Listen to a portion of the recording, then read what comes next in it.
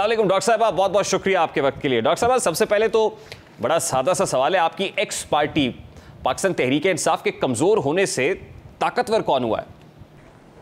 बिस्मिल्लाहिर्रहमानिर्रहीम। तहरीक इंसाफ का कमज़ोर होना पाकिस्तान को मजबूत कर गया। पाकिस्तान मजबूत होगा तो आपकी रियासत मजबूत होगी, तो पाकिस्तान के मसाइल मुश्किलात कम होंगे। और अगर पाकिस्तान कमज़ोर होता है तो दिफा कमज़ोर जो है वो रियासत कमज़ोर। और आप देख रहे हैं कि फिर रीजन में जो कमज़ोर रियासतें हैं उनका क्या असर हुआ है। अफ़गानिस्तान आपके सामने है। मैं अपने सवाल को थोड़ा सा और कंसाइज अगर कर दूं तो मैं ये पूछ रहा हूं कि पाकिस्तान मुस्लिम लीग नून, पीपल्स पार्टी या एस्टैब्लिशमेंट ज़्यादा मजबूत हुई है तहरीक इंसाफ के कमज़ोर होने से? इस्टेब्लिशमेंट ना तो कोई पॉलिटिकल पार्टी है और ना इस्टेब्लिशमेंट जो है वो सियासी मैदान की खिलाड़ी है। ना वो सियासत में हिस्सा लेते हैं, ना उनका कोई सिंबल और निशान है, और ना वो इलेक्शन कमीशन में रजिस्टर्ड हैं। इसलिए आप इस्टेब्लिशमेंट को साइड पे करके आप पॉलिटिकल पार्टीज़ की बात करें तो पॉलिटिकल पार्टीज़ में पीपल्स पार्टी का अपना ज़ाहिर है एक वोट बैंक और एक स्ट्रेंथ है। नून लीग का एक अपना पॉलिटिकल स्पेस और फॉलोइंग है। तो किसी भी जमात को दूसरी जमात से माइनस होने से फ़र्क नहीं पड़ता, क्योंकि जो उसकी आइडियालॉजिकल वोटर और सपोर्टर होते हैं वो खामोश हो जाते हैं, वो घरों में बैठ जाते हैं, वो उस तरह की उछल कूद बंद कर देते हैं, वो सोशल मीडिया में इनएक्टिव हो जाते हैं और फिर वो सियासत से साइड पे होके अपने रोज़गार और कारोबार पे लग जाते हैं। ये फ़र्क पड़ता है सिर्फ उसका वोटर को वोट वाले दिन कौन सी जमात जो है वो अपने अच्छे नैरेटिव से पुश करके वहाँ ले जाती है, या एक ऐसा मैनिफेस्टो जिसकी होप जो है वो उस साबका जमात ने जिसका आप जिक्र कर रहे हैं उसने दी थी और they fail to deliver, they fail to perform. वो लोग जो मायूस हैं, नाउम्मीद हैं, वो फिर एक नए फ्लेवर के साथ एक नई जमात को जो है वो टेस्ट करते हैं और वो कोशिश करते हैं कि अब मैं अपनी उम्मीदें जो है उस जमात से बांधूं जिसको अभी मैंने नहीं आजमाया। तो इसका जो बेनिफिट है, जो स्पेस है, जो ग्राउंड के अंदर जो है वो एक कह लें पॉलिटिकल शेयरिंग है, वो इस्तेकाम पाकिस्तान पार्टी ज़्यादा करेगी। उसकी वजह ये है कि जो घर का बेती होता है वो ज़्यादा लंका ढाता है। तो इस्तेकाम पाकिस्तान जो है वो घर का बेदी है, तो इसलिए पीटीआई की लंका डालने का इंशाल्लाह आज़ाद। This is quite interesting for me. Istehkam Pakistan party जो अभी रजिस्टर नहीं हुई है, जिसका कोई दफ्तर अभी तक पता नहीं है कि कौन सा है, अब जहाँ पर ओहदों की जो बांट है अभी उस पर पार्टी का मंशूर मैनिफेस्टो उस तरह से अनफोल्ड नहीं हुआ, आपकी नज़र में वो टक्कर दे सकती है इलेक्शंस के अंदर? This is quite interesting for मी। मतलब ये कहना दुरुस्त होगा at this point in time? आपको लग रहा है इलेक्टोरल पॉलिटिक्स के अंदर इस्तेकाम पाकिस्तान पार्टी का कोई बड़ा शेयर होगा? जी, उसकी वजह है ना, देखें जो भी जमातें वजूद में आई हैं या जिन जमातों की लॉन्चिंग हुई है या उन्होंने अपनी आवाम के अंदर जो है वो एज आ पॉलिटिकल फोर्स या एज आ पॉलिटिकल पार्टी अपने आप को मुतारफ़ कराया, तो जितनी जमातें इस वक्त पॉलिटिकल कैनवस पे मौजूद हैं उनमें से कोई भी जमात ऐसी नहीं थी जब वो लॉन्च हुई हो तो उसके साथ जो है 100 से ज़ायद elected ticket holder MP MNA। हमने पहले ग्राउंड पे हल्कों में उन कॉन्स्टिट्यूएंसीज़ में अपनी वर्किंग करके उन इलेक्टेबल्स को अपने साथ अटैच किया और उसके बाद हमने अनाउंस किया। तो जब तक जो भी शख्स हल्के की पॉलिटिक्स करता है उसको अच्छी तरह से पता है कि जो इलेक्शन लड़ने निकलता है वो ना तो अंडर-19 टीम उसको जिताती है और ना स्ट्रीट बॉयज़ को टिकट दे के वो जीत सकता है। उसको जो है इलेक्टेबल चाहिए होते हैं जो अपने घर से 25 से 30 हज़ार वोट लेके निकलते हैं। तो डॉक्टर साहब, मेरा बड़ा सादा सा सवाल है, कितने इलेक्टेबल्स इस वक्त at this point in time आपके साथ है? मतलब फवाद चौधरी इलेक्टेबल है, अली जैदी इलेक्टेबल है, इमरान इस्माइल इलेक्टेबल है, फयाजुल हसन चौहान इलेक्टेबल है। देखिए, शो अप किया आपको, हमने आपको ये कोई फैब्रिकेटेड या इंजीनियर करके नहीं दी, हमने तो वहाँ लोग बिठा के आपको दिखाए हैं कि ये वो लोग हैं जो हमारे अगले आने वाले जो फ्यूचर है पॉलिटिक्स का उसके अंदर कंट्रीब्यूट करने जा रहे हैं। तो इसके अंदर आप इंडिविजुअल्स को डिस्कस ना करें। तो हमारा यही इस जमात का सबसे इम्पोर्टेंट टास्क और हमें जो ज़िम्मेदारी है, और हम ये समझते हैं कि इस वक्त पाकिस्तानी होते हुए हमारा फ़र्ज़ है कि हमने ये शख्सियात परस्ती, बुत परस्ती, इससे निकलना है और हमने अपनी जो नज़रिया पॉलिसी है, जो मैनिफेस्टो है और जो हमारा वे फॉरवर्ड है उस पे बात करनी है। हम चूँकि बड़े सगीर में आपको पता है कि यहाँ पे बड़ा अरसा जो है वो हिंदुओं के साथ हमारा जो मेल मिलाप रहा, तो हमारी सोच और हमारी जहन जो है वो शख्सियात से जुड़ गया। डॉक्टर साहब क्या मैनिफेस्टो है, मतलब इस्तेकाल, चलिए इस पे बात करते हैं। What is your manifesto and what is your way forward by the way? सबसे इम्पॉर्टेंट चीज़ जो इस वक्त समाजी, सियासी, मुआशी अदम इस्तेकाम है, उसके अंदर जो है अशद ज़रूरत है कि आप पाकिस्तान में स्टेबिलिटी लाएँ, इस्तेकाम लाएँ। और जो पोलराइजेशन है माशरे के अंदर और पूरे मुल्क के अंदर, जो सियासी इख्तलाफ राय है वो अदावत में बदल गया है।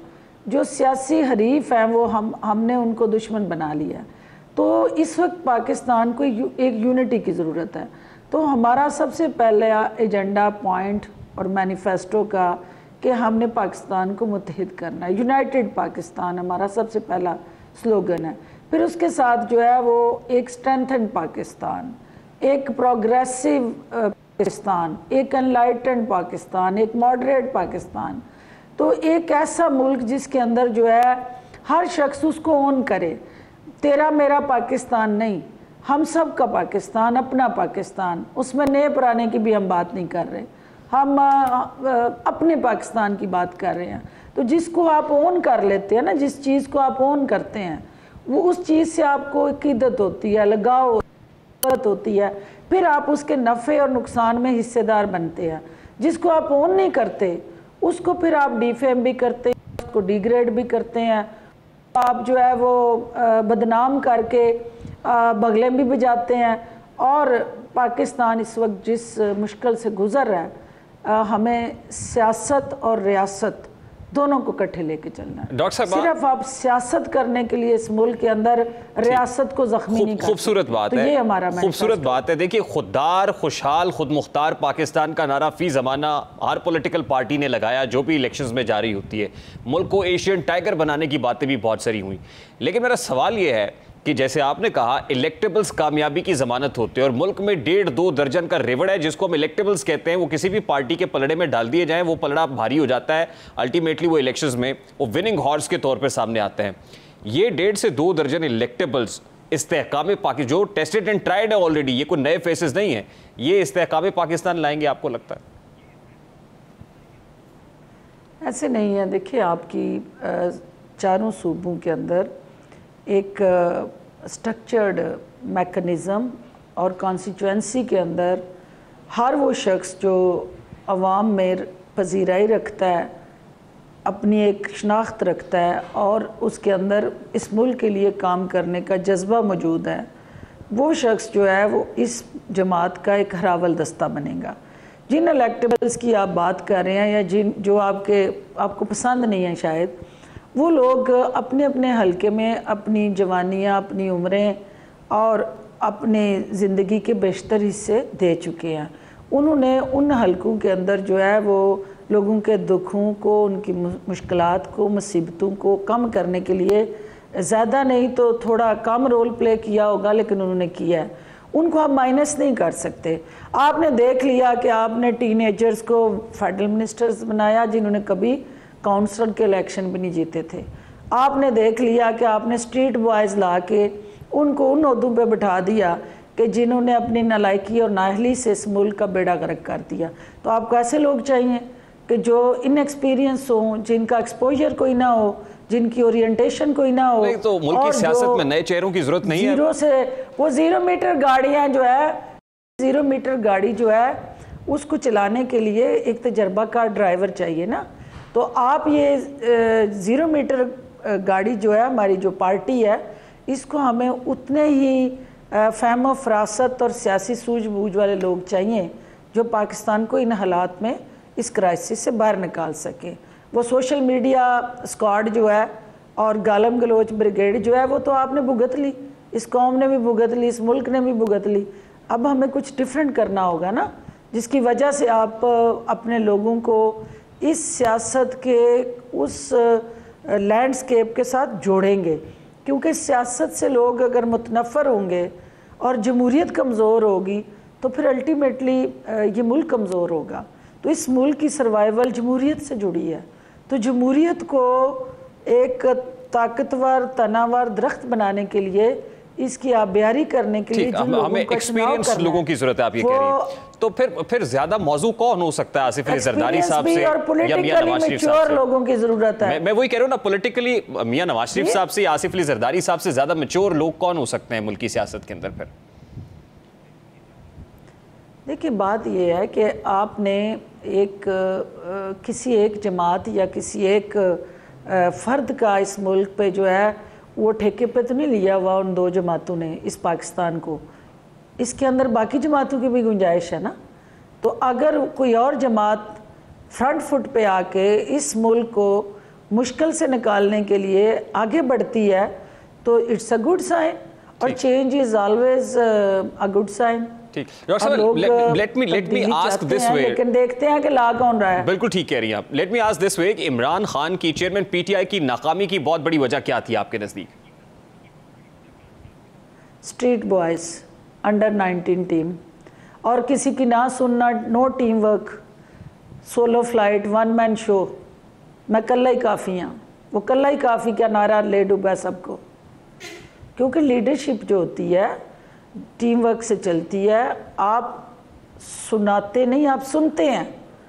वहाँ सिर्फ एक ही काम था कि मेरी सुनो सारे, मैंने किसी की नहीं सुननी। तो जब आप किसी की नहीं सुनते, अपनी सुनाते हैं, तो फिर क्राइसिस जन्म लेते हैं। और सियासी जमातें ऐसे नहीं चलती हैं। सियासी जमात चल भी जाए, हुकूमतें नहीं ऐसे चलती हैं। हुकूमतों में सारे स्टेक होल्डर्स जो है वो सुनाते हैं, और जो चीफ एग्जेक्टिव होता है वो सुनता है, सबकी सुनता है, और फिर कानून के मुताबिक, आइन के मुताबिक उस पर अमल करता है। तो यहाँ रिवर्स चीज़ थी। यहाँ कहते थे कि सारे बैठ के सिर्फ मेरी सुनो। जो कुछ आज पीटीआई को सामना करना पड़ रहा है, जिस चीज़ का, चेयरमैन पीटीआई रिस्पॉन्सिबल है? आपको लगता है उनकी मुशीर भी और मुशीरों का भी मरवाने में बहुत बड़ा हाथ है?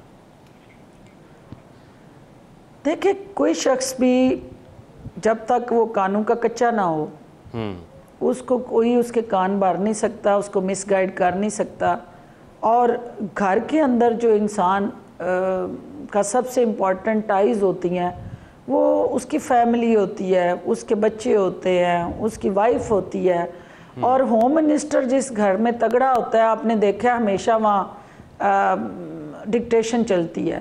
तो जो होम मिनिस्टर हमारा घर के अंदर मौजूद था, हिडन और नज़र नहीं आ रहा था, वो इस सारे स्ट्रक्चर को ज़मीन बोस कर रहा था अपने इश्तहारों की आड़ लेके। और वो इश्तहारों के ऊपर एक एटमी कुव्वत चल रही थी। तो आप बताएं कि उसका अंजाम क्या होना था? Interesting and alarming at the same time. यानी इसको पकड़ लो, इसको उठा लो, इसको बंद कर दो, इस पे केस बना दो, ये सब कुछ आपकी नज़र में होम मिनिस्टर के कहने पर हो रहा था? ऑफ कोर्स, देखिए, हम लोग एक कैबिनेट मीटिंग में कोई डिसीजन करते, कोई स्टेक होल्डर्स किसी भी इदारे के आके उनसे कंसल्टेशन करते, एक mutually very well thought process के बाद, उसके हर पहलू का जायज़ा लेने के बाद कोई चीज़ डिसीजन लेते, और उसको नेशनल इंटरेस्ट में अप्रूव करके वो समरी पास होके नोटिफाई हो जाता वो इंडिविजुअल या वो पॉलिसी। तो रात को ऐसा क्या तूफान आता कि वो जूं ही घर पहुंचते तो वहाँ उनको बताया जाता कि मेरा इस्ताहारा कहता ये ठीक नहीं है, तो लिहाजा आप इसको रिवर्स कर दें। अगले दिन आके वो यू टर्न हो जाता। तो सारे शक्लें देखते रहते कि ये तो सब ने बैठ के डिसीजन लिया है, तो यू टर्न कैसे हो गया? तो यू टर्न के पीछे वो होम मिनिस्टर की ताकत होती थी, जो मुर्शद की अमर के साथ जुड़ी होती थी, और मुर्शद का अमर जो है वही हर फैसले पे हावी हो जाता था। तो दैट वाज द तो डिजास्टर। चेयरमैन पीटीआई तो आज ये बताते हैं कि जो हुआ ये तो जनरल बाजवा ने करवाया, मैं तो नहीं करना चाहता था, वो सारे इल्जाम तो जनरल बाजवा के ऊपर डालते हैं। उसी कैबिनेट में बैठ के वो कहते थे कि जनरल बाजवा जो है अगर ना होता तो मेरी हुकूमत 6 महीने नहीं चल सकती थी। हमें उसी कैबिनेट में बताया करते थे वो कि मेरी हुकूमत 6 महीने नहीं चल सकती। वो टेपे निकाल ले वहाँ।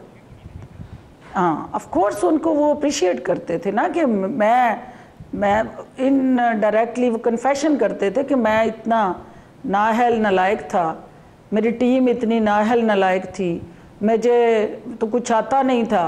तो मैंने जिन लोगों ने कभी काउंसलर का इलेक्शन नहीं जीता था, मैंने उनको 3-3 मिनिस्ट्रियाँ दी थी।